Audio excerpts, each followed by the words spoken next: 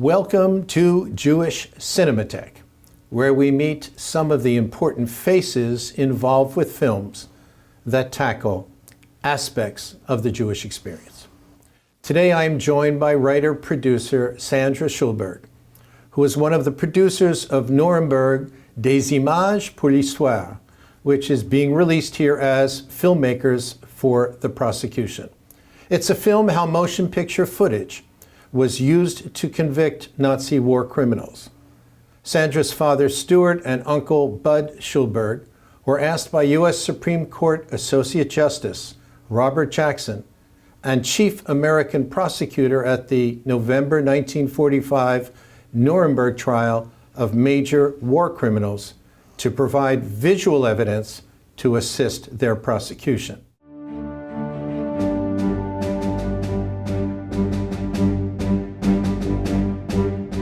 The strategy of the prosecutors was to convict the defendants using their own words and their own recording of their criminal deeds.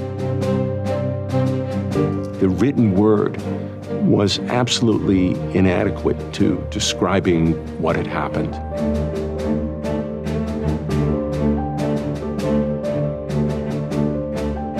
There were acres, like football fields of film burning. Can't tell you what, in a way, history and what we lost. It's a remarkable coincidence that we have all these film fires such a short period of time. It is likely that there was a systematic policy to destroy incriminating film. We will show you their own films. You will see their own conduct and hear their own voices as these defendants reenact for you some of the events in the course of the conspiracy. The whole world needed to learn the lessons of Nuremberg, not just the German public. The world has not changed as much as the dreamers who brought us the Nuremberg trial thought it would.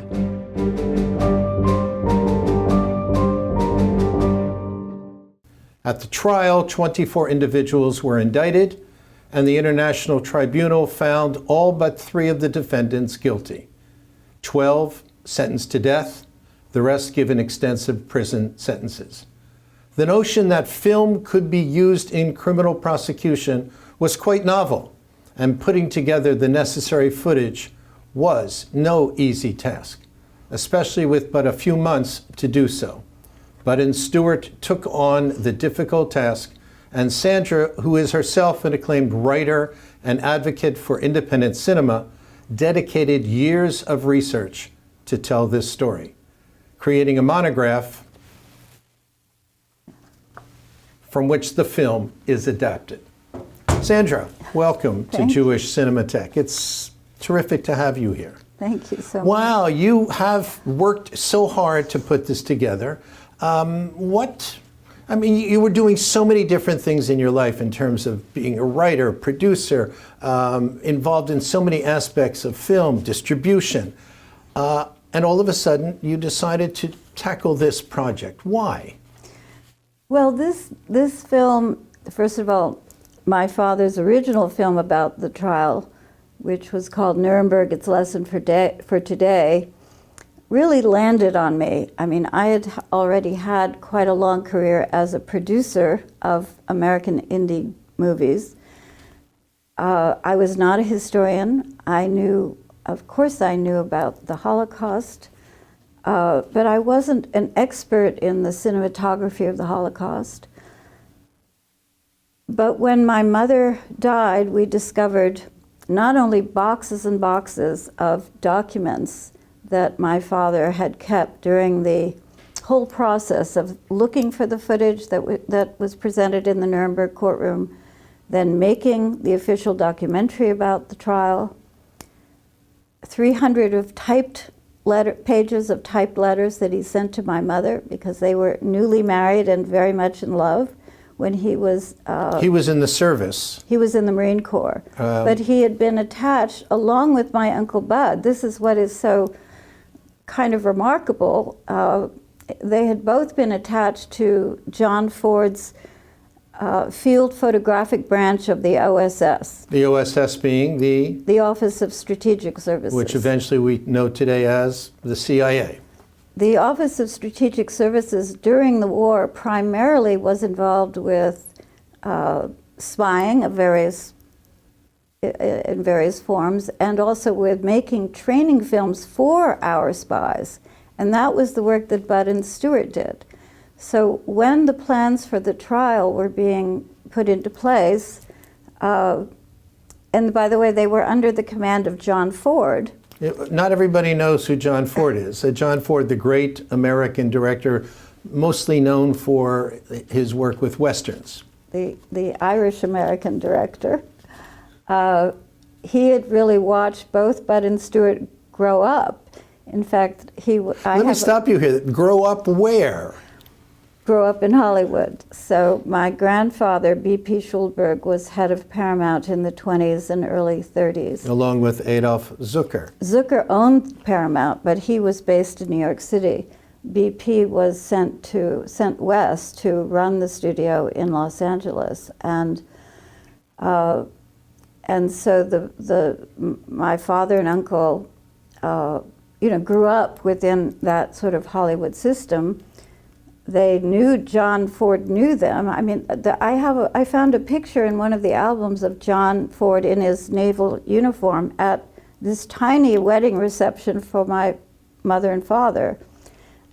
So there was obviously a very close connection, and I think that does explain, in part, why they both wound up working for John Ford at the OSS. Let me just stop you here. So, was it Justice Jackson who had the idea of bringing in film as evidence, or was it? I mean, how did that happen? Because, to the best of my knowledge, that was not used in criminal prosecution. No, it was a first.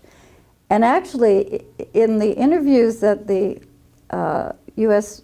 Holocaust Memorial Museum did, and in the talk that Budd gave at the Jackson Center before his death, he says that he was the one who had the idea.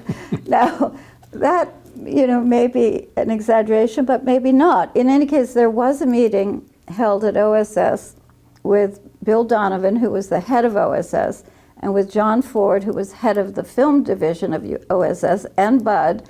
And at that, and I'm sure others, I'm sure Ray Kellogg and others, and at that meeting, Budd says, why don't we consider using film So you have these two brothers, two Hollywood boys. Your dad, I think at the time, was in his early 20s. Yeah. Budd was, about 8 years older? And they came up with this idea of putting together footage. Okay, so they had shot a great deal of footage. So why didn't they go ahead and use the American footage for the trial? Well, no, they had not shot footage. It is true that when a number of the concentration camps were liberated, there were, in the American zone, there were American camera teams at some of those, Ordroof, for instance, and others. There were Russians filming when they liberated Auschwitz. There were Brits filming when they liberated Bergen-Belsen. And so one of the films that they assembled for the courtroom was a film entirely composed of, the most horrendous images of footage that was shot by the liberators when they liberated many of these camps. And that film was compiled into a relatively short film simply called Nazi Concentration Camps. And I think what is interesting, going back to the fact that film had never been used in a court of law before, one of the interesting things is that Jackson felt very, very strongly that the Nazis should be convicted using their own documents primarily, millions of pages of their own documents. But he was persuaded by Bill Donovan and John Ford that film could be useful too. And yet, initially, his staff, lawyers, were very skeptical about this. And we know this partly from a letter that my father wrote to my mother on November 9th, 1945, in which he says, quote, "We have finally managed to persuade stuffy lawyers to be picture conscious, and now they are calling us to see if we have motion pictures or still photographs of this particular defendant or that particular action." And So, he said, Jackson even called us to congratulate us on our work today and said, "A picture is worth 1,000 words." And he puts that in quotes in the letter. So there was a turning point quite, shortly before the start of the trial, where they began to realize the value of the footage. And then what happens, flash forward to the beginning of the trial. The first week they're reading millions of pages of documents into the record, which is being translated simultaneously into 3 other languages. So it becomes stultifying for the press and the few people who could fit in the courtroom as observers. And so Jackson decides to show Nazi concentration camps at the start of the second week of the trial, much earlier than had been planned. the footage. So what you're telling us and what the film shows us is that Jackson didn't want just the American footage, he wanted German footage. Now tell me, the Germans shot a lot of footage. Well, so now you're referring to the second film that they compiled. Right. Well, what was also used at the trial? For the courtroom. The second film they compiled was called The Nazi Plan. And that is the film which ran over 3 hours that was compiled entirely of footage shot by German camera teams. And how did they find that footage? That's what this film that Jean-Christophe made, Filmmakers for the Prosecution, tries to explain, is where they found this footage, the fact that, as Bud describes, they came across acres of film still burning. There was film found in crop fields, haystacks. I mean, some of the most... Why did the Nazis shoot footage of this horror, knowing that it could potentially be used against them? Well, you might well ask the same question about why they documented so precisely the extermination of Jews and others. There was a huge hierarchy of, it was a gigantic war machine and killing machine, and people who were on the ground were reporting up the chain of command to prove that they were doing their jobs. Unbelievable. And fortunately, it's a choice of words that doesn't necessarily describe it, but a lot of the footage we have today, we only have because the Nazis shot it. So we have the proof there, and if you look at films that describe the Holocaust, a lot of that footage is Nazi footage that your uncle and father found. Now what you're describing is that they went to find it, and in some cases the Nazis already started burning it to rid themselves of this. Well, that is what we suspect, and that the young scholar Alexander Zoller in the film, talks about that. Bud certainly speculated that. He felt that these, they would get tips about where there was a cache of material, and they would arrive there and it would be burning. So he suspected that people were being tipped off that this film, and as he says in the film, God knows what we lost in those fires. We don't really know. And the fact is that the Germans did not, there were actually very few instances where they were filming the murder while it was happening, or the asphyxiation while it was happening. Some of the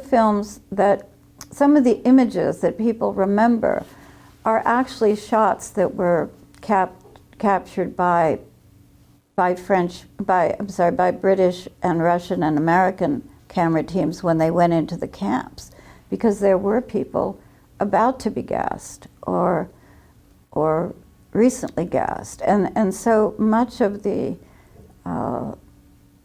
most disturbing and really just an unbelievably painful footage was actually captured by the Allies. There was one of the extraordinary pieces of footage that my father found after the trial, which was not shown at the trial because they didn't know about it. So it was not part of either Nazi concentration camps or the Nazi plan, is footage that he found in the Berlin apartment of Arthur Nebe. Nebe was one of the Einsatzgruppen chiefs. And this shows what is considered now to be perhaps the first experimental gassing of human beings.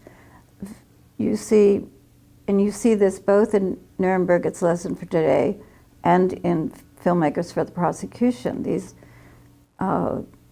several extremely emaciated men and one woman being escorted into a small brick outbuilding by people who appear to be medical personnel because they're wearing white coats, and then you see the pipes leading from a car into the building. So they're using automobile exhaust to kill these people. Yeah, unfortunately, they were able to refine that and exactly be much more.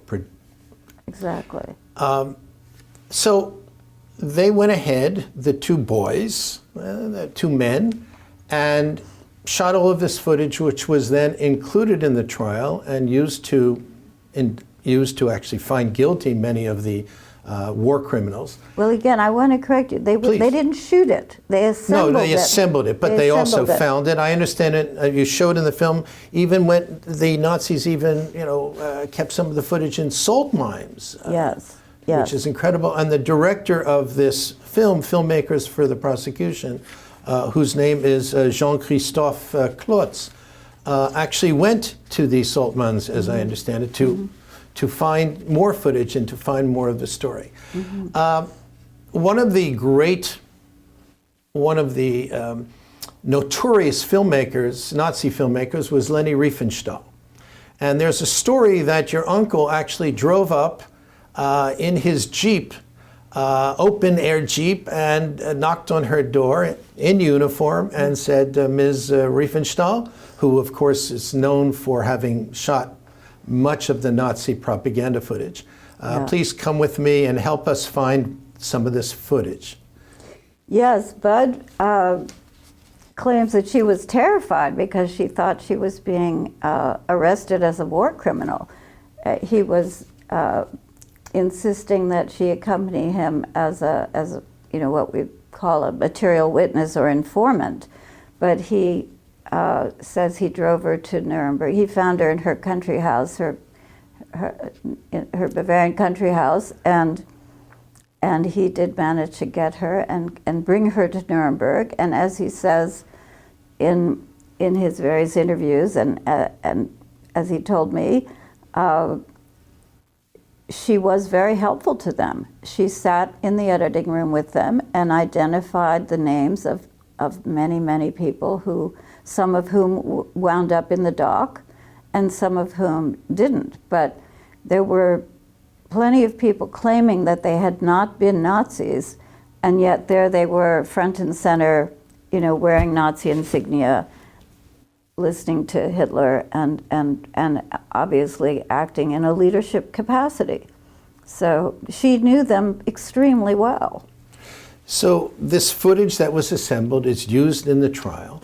The trial, at least that first trial, there were, I believe, 13 Nuremberg trials. And then Justice Jackson or whoever was in charge came to the two men and said, we'd like you to make a film. Can you talk a little bit about that? Yes, Jackson was very aware, I think, that there were so few people who could fit in that courtroom. I mean, there was a limited press gallery and very few other people could sit in that room. And this was before television. I mean, television had been invented, but people didn't have televisions. And so, beyond the few newsreels, there would be no way to show the world kind of what had happened at Nuremberg, and that, in his view, justice had been done. And so he was very keen to have cameras in the courtroom. He was very keen after the trial to have a film made about the trial. And so it was Per Lorentz who was in charge, if you can picture this, who was in charge of one of the great documentarians. One of the great filmmakers who had made The River and The Plow That Broke the Plains. He was in charge of film, theater, and music at the War Department in the Civil Affairs Division. So he was tasked with engendering this film, producing this film about the trial. And first he turned to Bud, who was more senior, but Bud, Bud's career was really as a novelist. I mean, yes, he wrote the screenplay for On the Waterfront and A Face in the Crowd and The Harder They Fall, but... And What Makes Sammy Run? But he was a writer first. What Makes Sammy Run was his first published novel, and he wanted to get back to writing. So Per then turned to Stuart, who had actually been the youngest member of the team. But, people grew up very fast during the war, and whether they were in combat or whether they had other important roles. And Stuart talks in his letters about, the tremendous responsibility that he and the rest of the team felt for, doing justice and helping to incriminate the Nazi war criminals. So he was asked, so Per contracted my father, who was by this time back in the US, because the trial was sort of ongoing, but right after the trial ended, which was October 1, 1946, Per hired my father to make the official film about the trial and then sent him back to Germany to do that. What was it like for a Jew to look face to face at those awful, awful men? Did your father ever talk to you about this? I wish that he had, and I wish he died actually very young. I was very involved with my father's career as a teenager and a young woman, and he would take me on location, and we'd go, for 7 years he produced the Today Show. We'd go to the set, but kids are very self-centered, and you don't necessarily ask your parents what they did before you were born. And this is one of my great regrets, is that I never got to talk to him about this. I did, of course, get to talk to Bud, who went on to, live to be 95. And your father died in his mid-50s. Yeah. So it was long before I realized the import of their work at Nuremberg. And I was also a working filmmaker. I wasn't focused on my father or uncle or grandfather's work. Until you found that cache of letters that after your mom passed away. And we also found a 16mm print of the film, my father's own copy of the film, which had been sitting on this corner shelf with the TV on it, and thousands of people had set their wine glasses on it over the decades, one party after another, and by we I mean my three younger brothers and I, we never really realized what was sitting there. There may be a little confusion here, because Filmmakers for the Prosecution tells the story of how they went about assembling this material, finding it, bringing in Leni Riefenstahl, and so on and so forth. And what you're talking about was a film that after the trial, the U.S. had asked your dad to tell the story of Nuremberg for the Germans, for the Americans. What happened? For the whole world, For the whole world. And what happened to that film? Was it ever finished? It was finished. It played widely in Germany. My colleague John Barrett, who's a professor of law, finally found the kind of smoking gun letter written by our Secretary of the Army at the time, Kenneth Royal, in which he writes to Justice Jackson. Jackson very much wanted the film to be shown in America. And he writes, this film is not in the interest of the Army. I love the fact he lists the Army first. That this film is not in the interest of the Army or the nation as a whole, and we will not be releasing it to the public. Now, he goes on to say that he has no objection to people who, we would say today have a need to know, seeing it. But we also know that Justice Jackson requested a print to show to a meeting of the New York Bar Association, and he was refused access to it. And this really shows you that they wanted to keep a lid on it. Because the Germans at this point were their great allies against the bad guys, the Russians. It's partly that we were allied with the Soviets in the first trial and in winning the war, let's not forget. And that was considered a political no-no at that point, 1948, 1949, because the Soviets were blockading Berlin at the time. Also, it's always been rumored that Konrad Adenauer, who was Germany's first sort of democratically elected chancellor after the war, had begged the State Department not to show the film because, if you showed this film in theaters across America, people would react in horror and think, why are we helping these people? It's a very devastatingly compelling argument for the criminality of the Germans, and they were still all alive. As Ben Ferencz, who's one of my heroes, he's our last surviving Nuremberg prosecutor, I would say to Ben, why were there only 24 people indicted at each of these trials? And he said, it's very simple. There were only 2 benches in the dock. And, well, actually, there were 4 on either side, but you could only seat 24 people. And Ben he prosecuted the Einsatzgruppen leaders, which was one of the subsequent Nuremberg trials. And he says, I could have indicted 1,000 people, but it was only a sampling. We could only try to exert a measure of justice and as a symbol, and try to hold the highest level people accountable. We couldn't possibly indict and prosecute the thousands of others.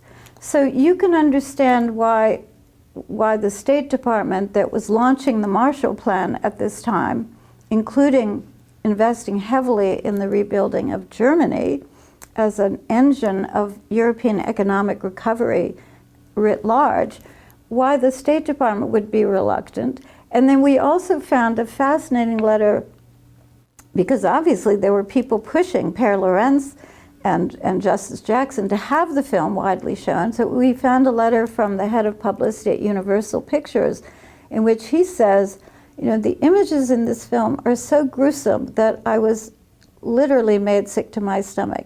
How could you possibly think of showing this film to an entertainment-seeking public? So that shows that there were people, they were previewing the film for studio executives in the hope of... And nobody wanted to touch it. Well, certainly not at Universal. But then I think the ultimately what killed it was Secretary Royal, who really was one of the military leaders who felt some solidarity with German military leaders. There was a whole strain of people who felt that it was not right to prosecute German military leaders at Nuremberg, that you should only, try Hitler, who was already dead, and his top civilian henchmen. And of course, subsequently, many of the people who were sent to prison had their sentences reduced. Well, that's a whole different story. Yeah. The film, which was titled Nuremberg, Its Lesson for Today, was restored by you and was shown at the New York Film Festival in 2010 and is being shown together with Filmmakers for the Prosecution. It's a very important film. We're not talking about, Burt Lancaster and Judgment at Nuremberg. We're talking about the real story. And what a powerful thing, a pairing that you've done.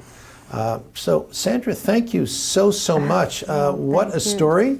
The film is called Filmmakers for the Prosecution. It was directed, it was a French-US co-production directed by Jean-Christophe Clotz for Arte Film in France. And it's very important to see. So thank you so much for being with us. Thank you. And I really want to salute also Kino Lorber for getting this film out into theaters with Nuremberg, Its Lesson for Today. And So look for it.